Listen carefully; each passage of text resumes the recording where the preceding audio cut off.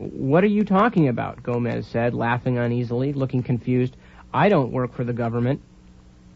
Okay, skipping on down at the end. Quote, "I want it known that the doctors at Jackson Memorial Hospital refused to operate on the suspicious area," Pettit said.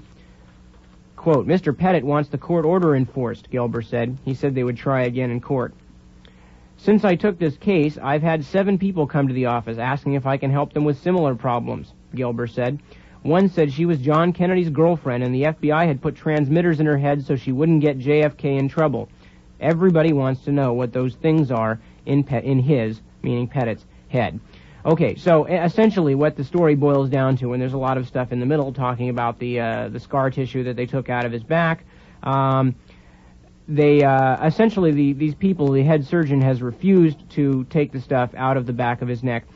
They refused to actually even operate above the neck when in fact there was a court order to that effect. And that was the only reason he was in the hospital. He was not in the hospital to have scar tissue removed from his back. He was in the hospital for exploratory surgery. Anyway, so the upshot is, it says X-rays, surgery failed to find bug in man as the headline. Well, in fact, the X-rays are what prompted them to be sent into surgery, the fact that there were things shown up on the X-rays. And the surgery was not performed in the area where the things were seen. So this is the way that, if not consciously, that somehow that news is manipulated, because you certainly couldn't tell from the headline what the article was about.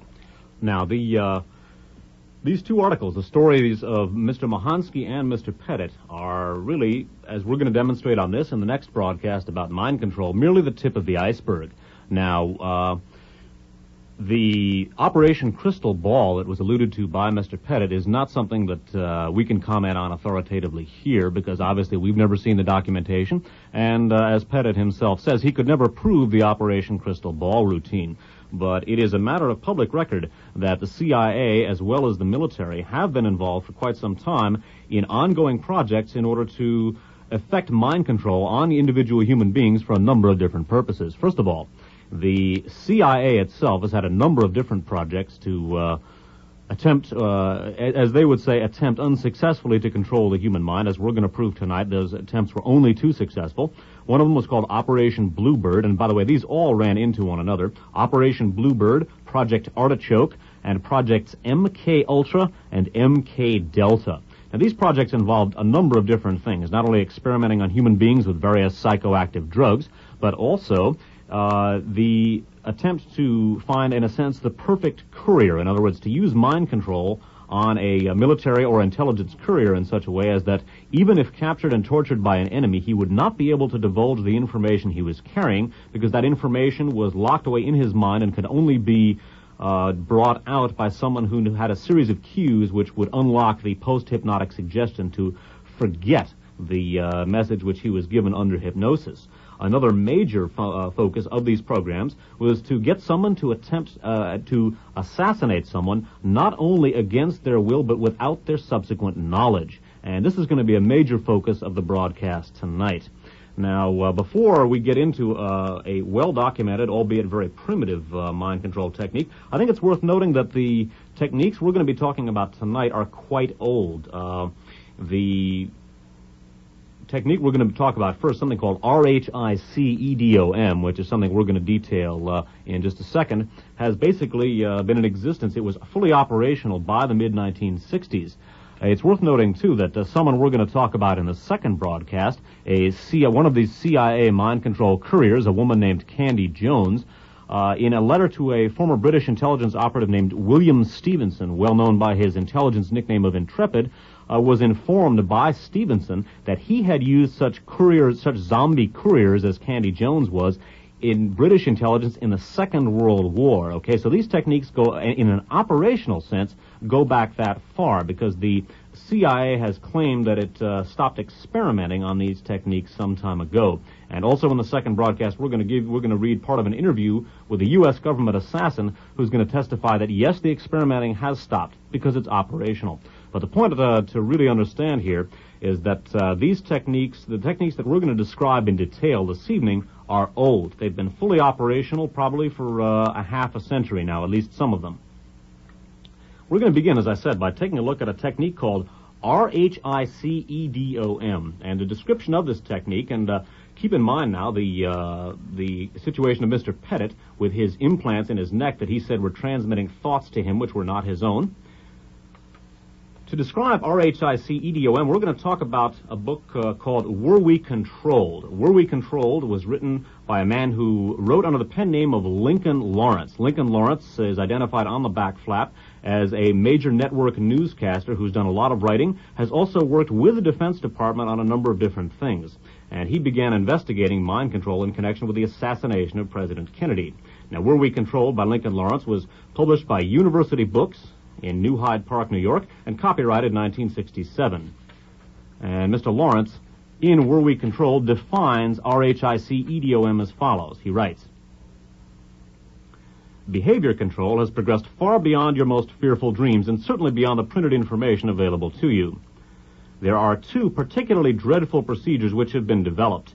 Those working and playing with them secretly call them RHIC and EDOM. RHIC stands for Radio Hypnotic Intracerebral Control, EDOM for Electronic Dissolution of Memory. Now, in order to sort of get a little bit of background on how these techniques came to be developed, we're going to talk about a man named Jose Delgado. And Jose Delgado was the pioneer in something called ESB, or electrical stimulation of the brain. And his significance and background we're going to talk about right now. Okay.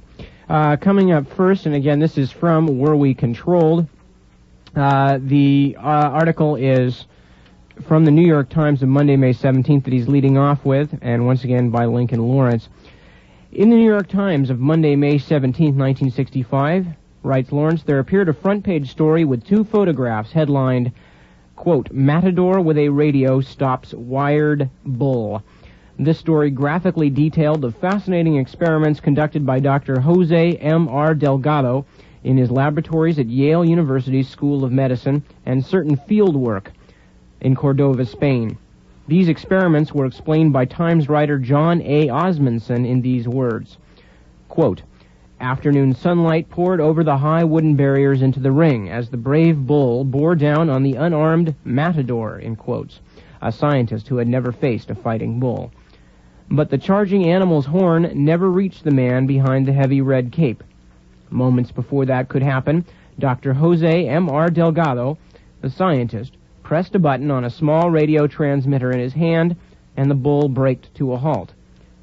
Then he pressed another button on the transmitter, and the bull obediently turned to the right and trotted away.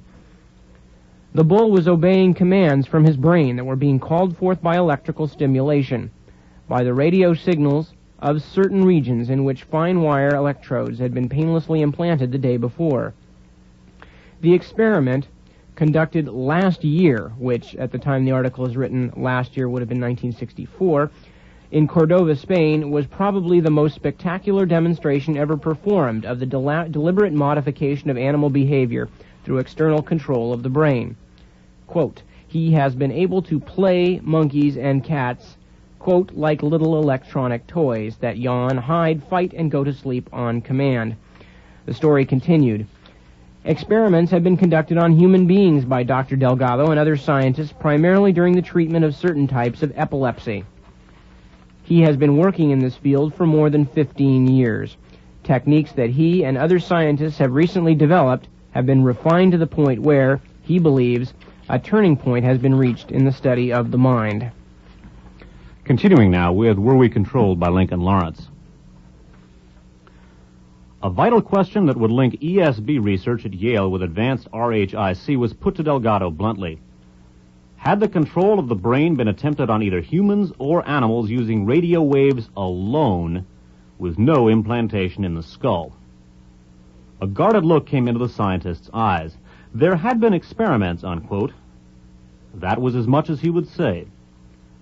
On May 6, 1965, in the course of the James Arthur Lecture on the Evolution of the Human Brain at the American Museum of Natural History in New York, Dr. Delgado left his audience with this thought. Science has developed a new electrical methodology for the study and control of cerebral function in animals and humans, unquote. In his paper published in Exerta Medica International Congress No. 87, Tokyo, 1965, Professor Delgado, in reference to chronic radio stimulation of the brain, has this to say in his conclusions. Radio stimulations of the brain were applied for 5 seconds once a minute, more than 20,000 times during 14 days, with reliable results and without disturbances of thresholds, spontaneous electrical activity, or morphology of neurons. These facts suggest that programmed stimulation of the brain may be carried out perhaps indefinitely. Note that phrase, that programmed stimulations of the brain may be carried out perhaps indefinitely. Returning to where we controlled. Remember those words, programmed stimulations and perhaps indefinitely. As our journey through the structure of the rumor, by the way, is the rumor that mind control was used in the assassination of President Kennedy, as our journey through the structure of the rumor moves into strange byways, they will reassure you we are not dealing here with science fiction. All of this takes us a trifle past treating epileptic symptoms directly on the road that leads to RHIC. The taunting, mocking question that constantly arises when evaluating Dr. Delgado's public announcement of his work is, how recent are these developments? Has he brought us up to date? Wide-eyed, he will tell you he can't imagine, unquote, how ESB could be used as a tool in brainwashing during wartime. But perusal of his work divulges the fact that his efforts have been quietly subsidized by grants from the Office of Naval Research. 2 points here. First of all, the question of how recent are Dr. Delgado's experiments. We're going to deal with that in just a second. And also the phrase, the sentence I just read you. But perusal of his work divulges the fact that his efforts have been quietly subsidized by grants from the Office of Naval Research. So that is basically a branch of naval intelligence, and they have been involved with Dr. Delgado. Now, as we're going to see, this is not the only military or intelligence group that was subsidizing Dr. Delgado's ESB work. All right. The next section we're going to read is from a book called Mind Control by Peter Schrag, S-C-H-R-A-G.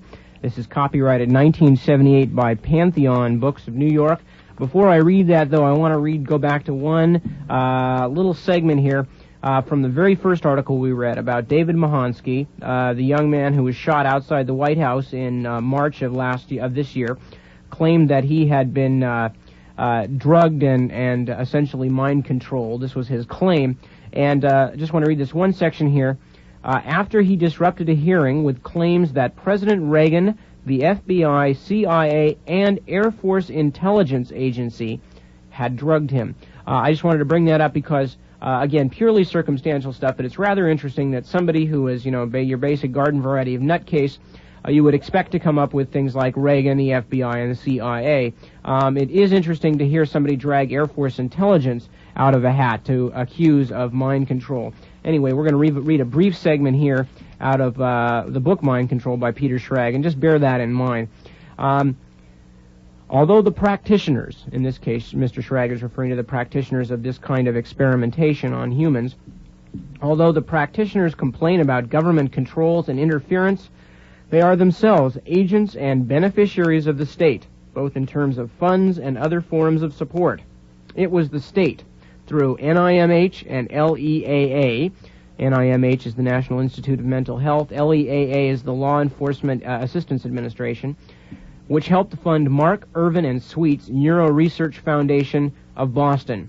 It was the state, through the Public Health Service, the Office of Naval Research, and the U.S. Air Force Aeromedical Research Laboratory, which funded Delgado's work in the 50s and 60s. So, again, it's rather interesting. Not only is the Office of Naval Research, but indeed the Air Force Aeromedical Center turns up as being the people funding that self-same Dr. Delgado, who was the one out stopping the bull with the radio transmitter.